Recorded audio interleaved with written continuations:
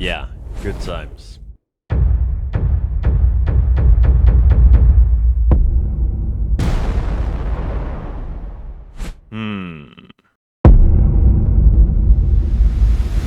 Welcome back to Oxford Animation. I'm a 3D artist who makes tutorial, challenges, explainers, and today I'm recreating one of the sickest entrance scenes in the Terminator franchise.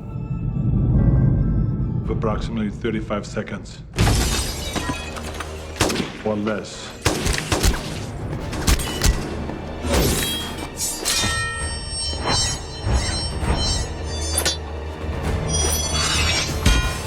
If that ain't stopping Arnold in his tracks, I don't know what is. Let's just analyze this. This dude bursts through the window, slides like he's in Apex Legends, and says, "Let me give you a hand." Talk about determination for the purpose, right? Yeah. It's actually sad that the franchise kind of stopped there, because Dark Fate was straight out garbage. And it's sad, because I like the overall concept of Terminators. These silent, buff killing machines that makes your heart pound every time they're on screen. And when they speak, you're close. Give them to me, now. you're I still remember when my dad showed me the first one when I was a kid. And I can say the idea was good, because it's one of my favorite franchises now.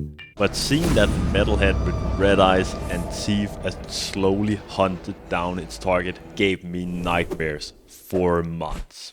Not as much as Find Nemo, but that's another story. But one day I watched Terminator Salvation and I realized, hang on, this is actually pretty cool. And from that day on, I just enjoyed the concept of Terminators. So this deserves a recreation. Let's get into it.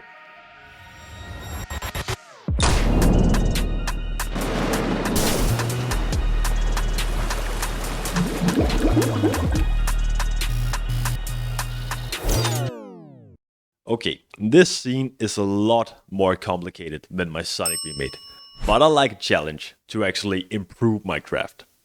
As I explained in my Sonic video, my approach to making these projects is watching the clip a lot of times and imagining how would I approach this project with the skills I have in my tool belt. I could probably import a human person to design the T-1000 and use a cell fracture to make the window explode. But there is a lot of things like the liquid transition. I have to be smart when approaching this, because if that looks bad, the whole project can fall down. I gathered some reference pictures of all of the characters I needed. Carl, Sarah, Pops, and of course the T-1000. I designed the characters by importing a plain human mesh and modeling clothing, hair, eyes, and everything else. But that was after spending 3 hours making the T-800 and T-1000 from this mesh. The T-800, played by Arnold, is a bodybuilder, and the T-1000, played by Lee Byung-hun, who is also the frontman in Squid Game, looks like a normal cop. But don't be fooled, he has a sleeper build. But trying to make my own hands and face turn this ripped body into a medical abomination. So that idea and 3 hours of work was trash. With characters done, it was time to design the environment. If you actually look at the scene, it's an old abandoned warehouse. And as I looked closer, I noticed something. The window the T-1000 burst through, along with the ambulance, is relatively close to the camera. And even though you can see a lot of machinery and equipment in the back, I think I can get away with adding an image plane as the background. Now, before you think this is cheating, let me just explain that this is a common thing 3D artists do. If we talk about something like making a full animated movie that takes years to make, 3D artists usually model assets and environments that needs to be in high quality and close to the camera. To save work time and render hours, they use tips and tricks. Let me give you an example. Here is a picture of some tree roots in the forest. It's pretty, I give you that. But if this picture should be made in 3D, your computer would crash if every tree was a 3D model. So what do 3D artists do?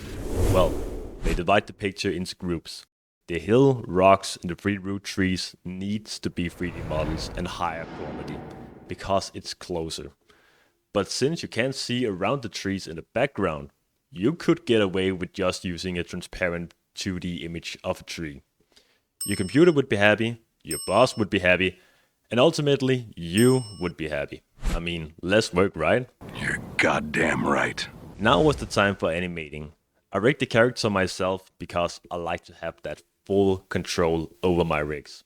I manually animated the T-1000 jumping through the window, but I tried using an NLA editor to make a smooth transition to a walk cycle. That was a huge mistake. I think the NLA editor just hated me, because it destroyed my keyframes more times than I can count. Thank God above that I made multiple file saves of the project, or I would be screwed. So making it all manually was much better. Another tip for big projects is to make many viewport renders, because when your project gets big, your FPS goes straight down the drain. But a viewport render shows you how it looks in real time, and it only takes 30 seconds to render, so come on, it's a legendary tool. I spent a lot of time just watching the animation and making as many tweaks as possible. I honestly believe this is one of the most important steps in making animations. At last, I added lamps to light up the scene. If we take a look again at the warehouse, it's very dark, but there's still light that lights up. So for the most part of the animation, I used 3 big area lamps to light the character, behind the window, and the background image. Now, to really make it mysterious, I used a black body node on each light with a temperature of about 12,000 to get that midnight moon looking light. You know what I'm talking about. Now listen, I know I still got a long way to improve, but I was actually proud of what I made. Hope you enjoyed. What day is it? What year? May 12th, 1984. The day you arrived.